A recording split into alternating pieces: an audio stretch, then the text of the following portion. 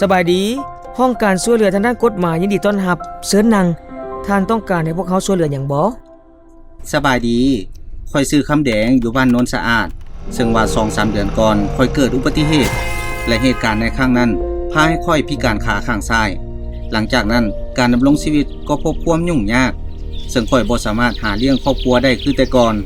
ยิ่งไปกว่านั้นเมียก็ไล่ค่อยออกจากเฮือนซึ่งเป็นเฮือนที่พ่อค่อยมอบให้ค่อยผ่านมาได้ไกลเกลียอยู่ขั้นบ้านหลายครั้งแล้วและมีบทบันทึกการไกลเกลียหน่วยไกลเกลียขั้นบ้านได้บอกค่อยว่าให้ค่อยไปยื่นคำร้องหาศาลประชาชนค่อยก็บ่ฮู้จะเฮ็ดและก็ได้รับการแนะนำมาห้องการช่วยเหลือทางด้านกฎหมายฉะนั้นค่อยจึงเข้ามาขอการช่วยเหลือทางด้านกฎหมาย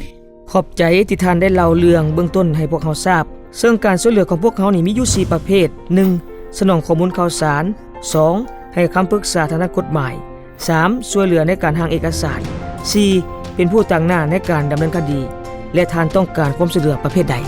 ค่อยต้องการความช่วยเหลือการเป็นผู้ตั้งหน้าในการดำเนินคดีครอบครัวและทวงเอาทรัพย์สินได้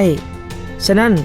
พวกเขาจะประกอบข้อมูลพื้นฐานของท่านใส่แบบพิมพ์และท่านต้องสนองเอกสารอื่นๆที่เกี่ยวข้องให้กับพวกเขาเติมอีกเพื่อค้นคว้าตามขั้นตอน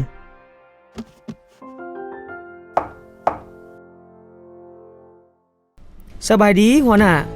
น้องขอรายงานเกี่ยวกับการขอการช่วยเหลือทางด้านกฎหมายของเท่าแดงคือเรามีปัญหาเรื่องครอบครัวและปัญหาทรัพย์สินผู้เกี่ยวได้ขอการช่วยเหลือการเป็นผู้ตั้งหน้าในการดำเนินคดีผ่านการค้นคว้าเห็นว่า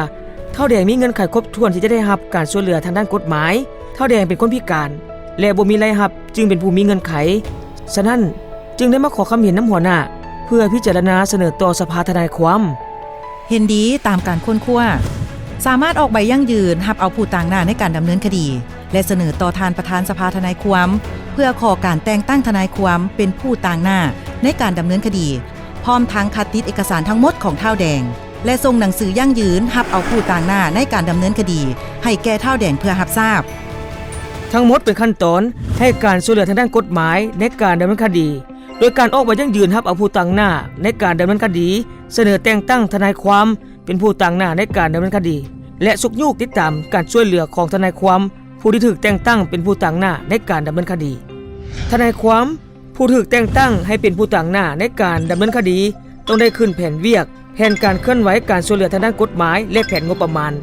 โดยได้รับการยั่งยืนจากประธานสภาทนายความ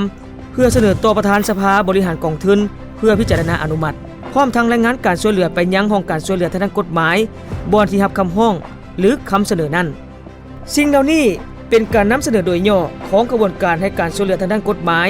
เพื่อช่วยให้มีผู้ต่างหน้าในการดำเนินคดีให้แก่ผู้ขอการช่วยเหลือเฮาในนามผู้รับผิดชอบเรื่องงานการช่วยเหลือทางด้านกฎหมายต้องได้จะตั้งปฏิบัติให้ถูกต้องตามหลักการและขั้นตอนดังกล่าวเฮาต้องได้คำนึงไว้เสมอว่าจุดประสงค์ในการให้การช่วยเหลือทางด้านกฎหมายแม้นเพื่อช่วยเหลือในกลุ่มคนที่ได้รับการช่วยเหลือทางด้านกฎหมายและสามารถเข้าถึงความยุติธรรมได้สำหรับข้อมูลเพิ่มเติมรวมทั้งแบบคลิปต่างๆแม้นได้ระบุไว้ในคู่มือให้การช่วยเหลือทางด้านกฎหมายหรือสามารถติดต่อสอบถามข้อมูลเพิ่มเติมได้ที่กระทรวงยุติธรรมกรมคุ้มครองและส่งเสริมเวียกงานยุติธรรม